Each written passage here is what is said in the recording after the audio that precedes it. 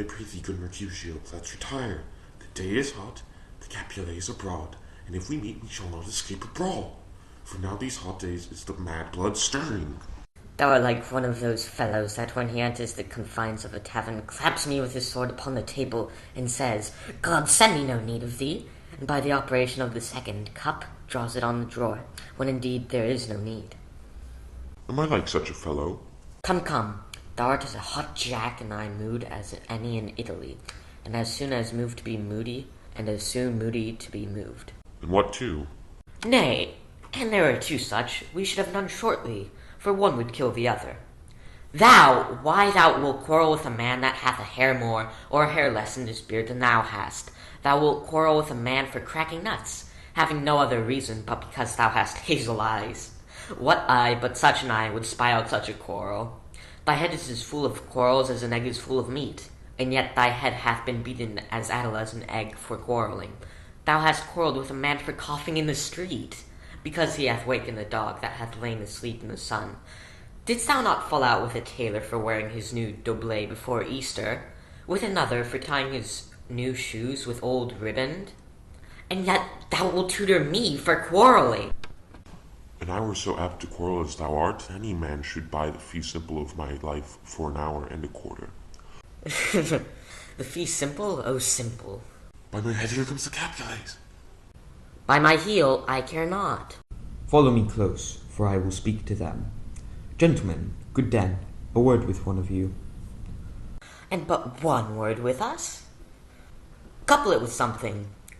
Make it a word and a blow. You shall find me apt enough to that, sir, and you will give me an occasion. Could you not take some occasion without giving? Mercutio, thou consortst with Romeo. Consort? What dost thou make us, minstrels? And thou make minstrels of us? Look to hear nothing but discords. Here's my fiddlestick, here's that shall make you dance. Zounds, consort! We talk here in the public haunt of men, either withdrawn to some private place, or reason coldly of your grievances, or else depart. Here all eyes gaze on us.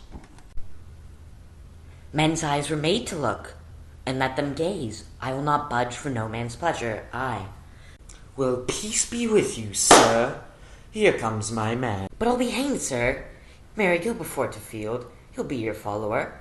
Your worship in that sense may call him man.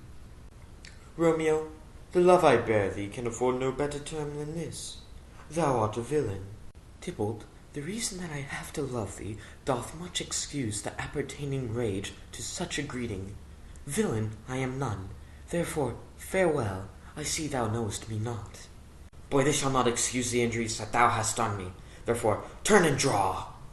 I do protest, I never injured thee, but love thee better than thou canst devise, till thou shalt know the reason of my love, and so, good Capulet, which name I tender as dearly as mine own, be satisfied. Oh, calm, dishonorable, vile submission. All the staccato carries it away. Tybalt, you rat catcher, will you walk? What wouldst thou have with me? Good king of cats, nothing but one of your 9 lives, that I mean to make bold withal, and as you shall use me hereafter, dry beat the rest of the 8. Will you pluck your sword out of its pilcher by the ears? Make haste, lest mine be about your ears ere it be out. I am for you. Gentle Mercutio, put thy rapier up. Come, sir, your passado.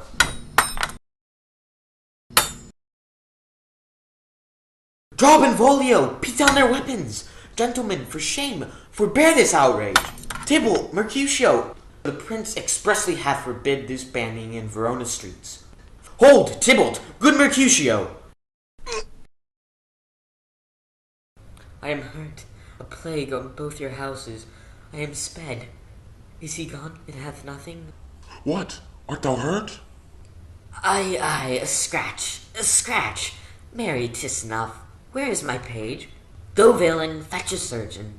Courage, man, the hurt cannot be much. No, 'tis not so deep as a well, nor so wide as a church door, but 'tis enough. 'Twill serve. Ask for me tomorrow, and you shall find me a grave man. I am peppered, I warrant, for this world. A plague on both your houses.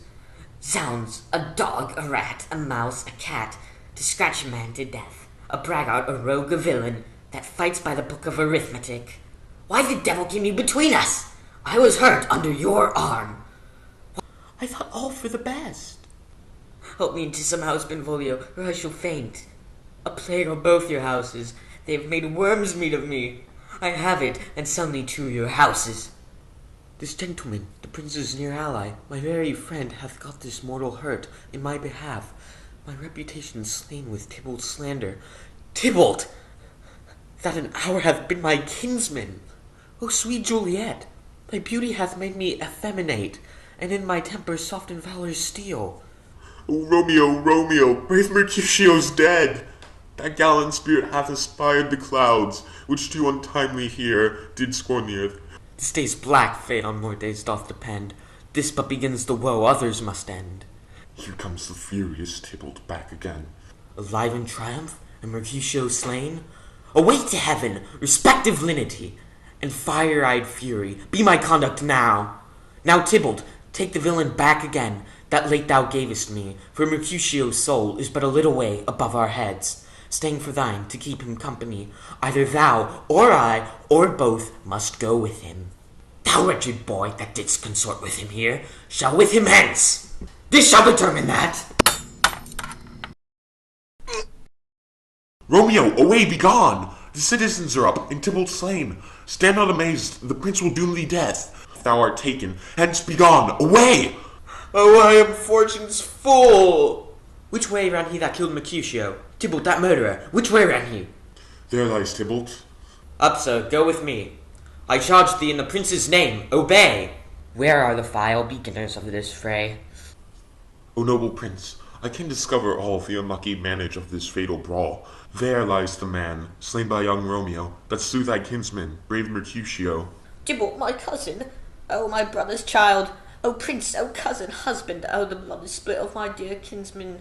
Prince, as thou art true, for blood of ours, shed blood of Montague, oh cousin, cousin. Benvolio, who began this bloody fray?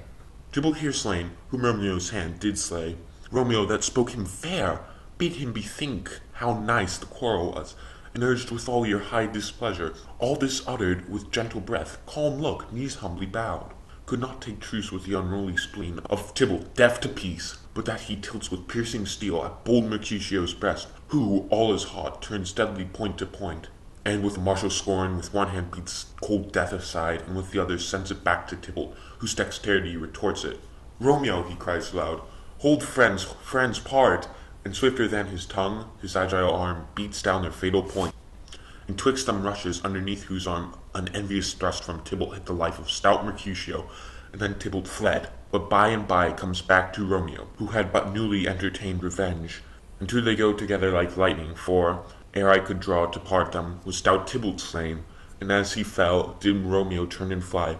This is the truth, or let Benvolio die. He is the kinsman to the Montague. Affection makes him false. He speaks not true.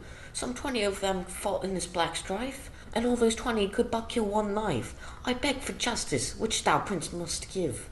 Romeo slew Tybalt. Romeo must not live. Romeo slew him. He slew Mercutio. Who now the price of his dear blood doth owe? Not Romeo, prince. He was Mercutio's friend. His fall concludes but what the law should end, the life of Tybalt. And for that offence, immediately do we exile him hence. I have an interest in your hate's proceeding. My blood for your rude brawls doth lie a-bleeding. But I'll immerse you with so strong a fine, that you shall all repent the loss of mine. I will be deaf to pleading and excuses, nor tears nor prayers shall purchase out abuses. Therefore use none, let Romeo hence in haste, else when he's found that ours his last. Bear hence this body, and attend our will, mercy but murders, pardoning those that kill.